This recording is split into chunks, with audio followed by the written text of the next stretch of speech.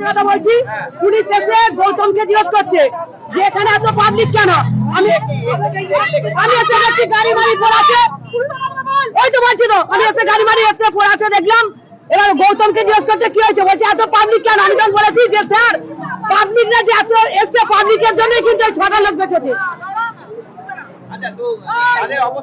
অবস্থা খুব খারাপ। হ্যাঁ? ওদের বাড়ি একজনের, হ্যাঁ আমি বলছি সত্যি করে, ঠিকই বলেছে। পুলিশের কোনদিন সাহায্য পাইনি, যত লোক এখানে আছে আশপাশে তত লোক ওকে বাঁচায়, পাড়ার লোকেরাই হেল্প করেছে। ওকে নিয়ে গেছে ইন্ডাসে।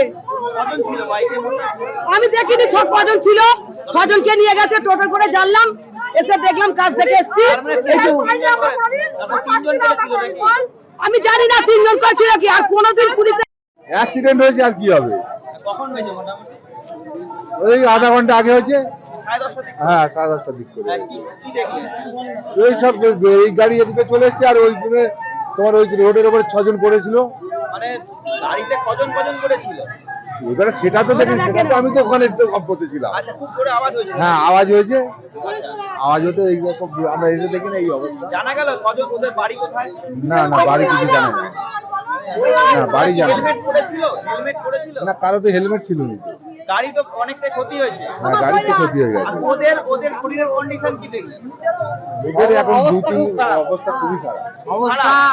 ওদেরকে কোথায় নিয়ে যাওয়া হয়েছে?